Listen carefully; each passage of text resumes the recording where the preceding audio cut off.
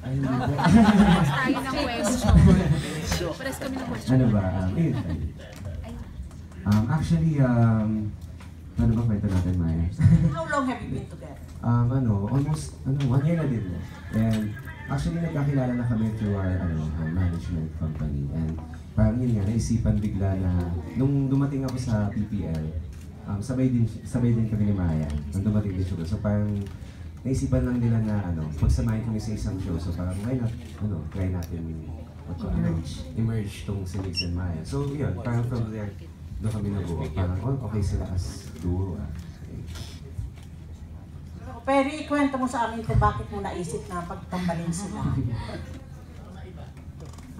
Mali ka, magkwento ka. Si Perry.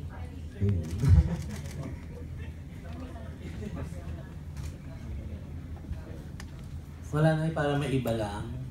Para may ibang flavor kasi wala nang ganyan eh. Tsaka para sila may itsura, tapos parang kumakanta, para iba naman. Totoo yan. Medyo matagal na nga tayo from the last na we saw duo sa music scene. Pero walang something between the two of you. Wala.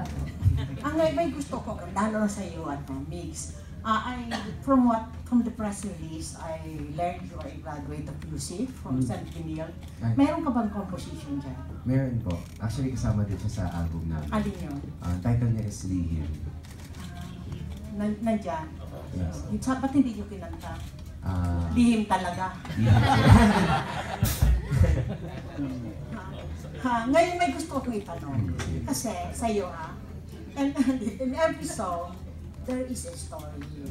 Katulad nung hanggang, ang ganda-ganda ng kwento niyan, nang kinumpose siya ni Wency Cordero. Why is a song titled Lihim? sa akin, nung ginawa ko kasi yung song na yun, actually nasa bahay lang ako. Then, parang naisipan ko lang gumawa ng song na parang madaling makaka-relate din. Kasi dati, ang ginagawa kong song is mga English songs. And yun siguro yung first try ko na gumawa talaga ng OPM, na kasi Tagalog song. And ayun, nung naisipan kong isulat yun, sabi ko parang gumawa kayo ng song na isang kanta na tungkol sa lihim na pagtingin. Para something different, na parang may gusto siya sa isang tao na hindi nito alam.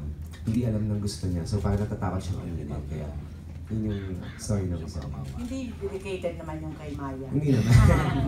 Ngayon magtatanong